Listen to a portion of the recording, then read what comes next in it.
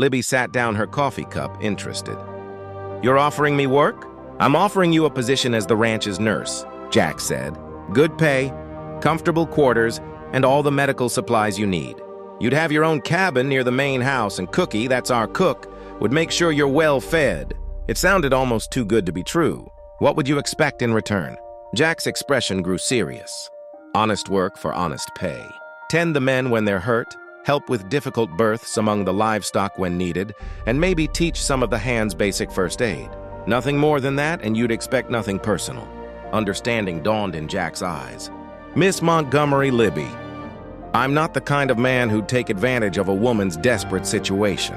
If something personal were to develop between us, it would be because we both wanted it, not because you felt obligated." Libby studied his face, looking for any sign of deception. But his eyes were clear and honest, and everything about his behavior since finding her had been that of a gentleman. "How far is your ranch?" she asked. 20 mir north. It's called the Double T after my initials, Jackson Thomas Thornton. We raise cattle and horses, some of the finest in Wyoming territory. The work is hard but honest, and the men who ride for me are good people. You said you've been looking for a healer. Haven't you tried to hire a doctor?" Jack laughed, but there was no humor in it. "I've tried. Posted notices in newspapers from Denver to Kansas City. Most doctors want to practice in towns where they can build a profitable practice treating wealthy patients. Ranch work is too uncertain, too dangerous, and not profitable enough for most of them. But you'd hire a woman?" "I'd hire anyone with the skills and courage to do the job," Jack said firmly. "Out here, we care more about what a person can do than whether they wear pants or a dress." Libby considered the offer. It was better than anything she dared hope for, but it seemed too perfect. There had to be a catch. "What aren't you telling me?" she asked. Jack smiled appreciatively, smart as well as skilled.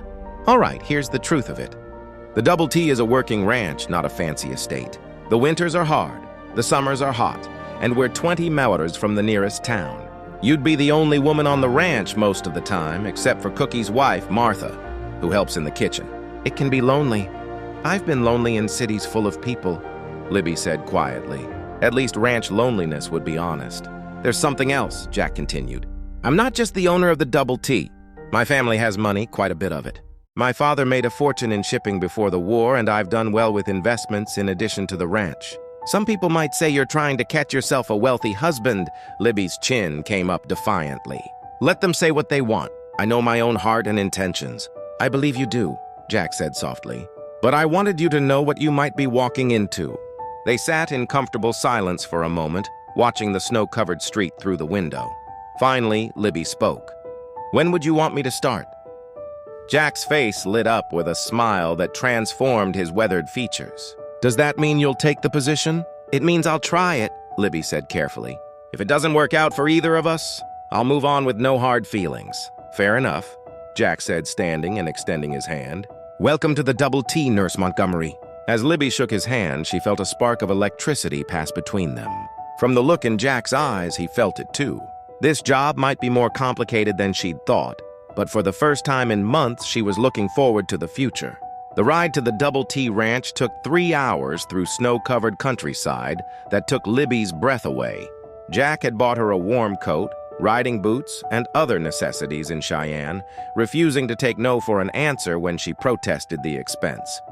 "Consider it an advance on your salary," he'd said with a grin that was becoming familiar. Now, as they rode side by side through the Wyoming wilderness, Libby felt a sense of freedom she'd never experienced.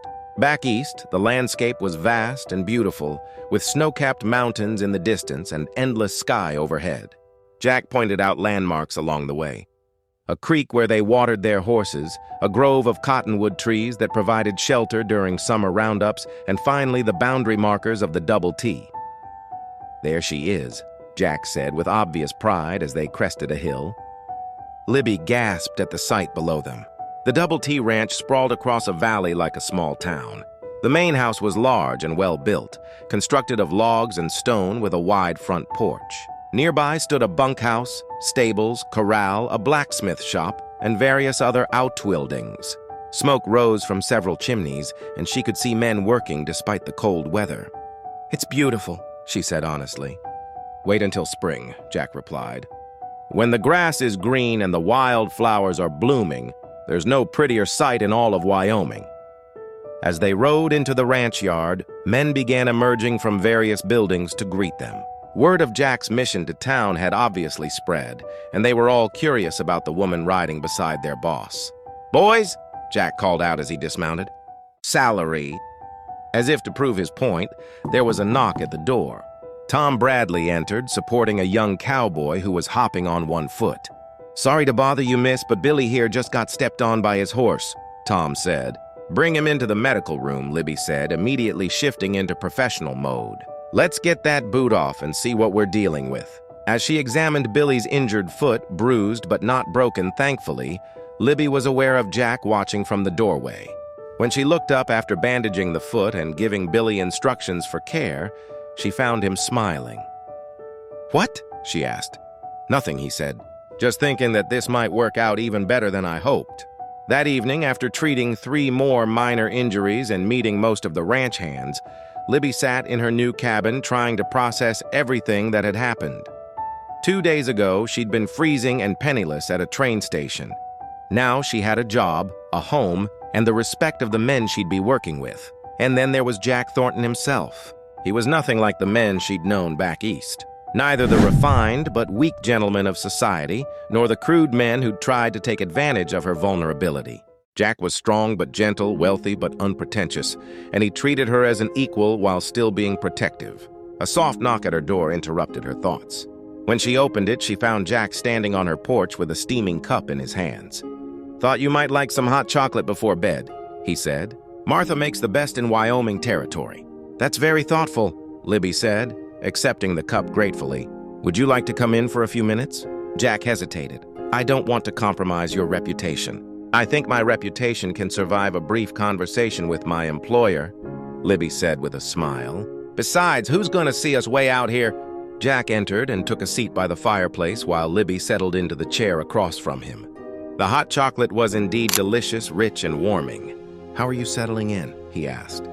"Better than I dared hope," she admitted. "The men have been very respectful. The cabin is perfect, and that medical room is better equipped than some city hospitals." "Good," Jack said, then fell silent, staring into the fire. "What is it?" Libby asked, sensing something troubling him. "I want to be honest with you about something," he said finally. "When I found you at that train station, it wasn't entirely by chance." Libby set down her cup, suddenly wary. "What do you mean?" "So I'd been in town on business, yes, but I was also making inquiries about finding a nurse or doctor for the ranch. The hotel clerk mentioned that a woman with medical training had been asking about work earlier that day. I went to the station hoping to find you. So you knew who I was?" "I knew a trained nurse was supposed to be on the evening train from the east," Jack said. "I didn't know your name or your circumstances until I found you there." Libby considered this. "Why didn't you tell me earlier?" "Because I wanted you to take the job based on its merits, not because you felt obligated to the man who rescued you." It made sense, and Libby found herself respecting him even more for his honesty. "Is there anything else I should know?" Jack met her eyes directly. "Just this. I'm attracted to you, Libby. Have been since the moment I saw you sitting in that station.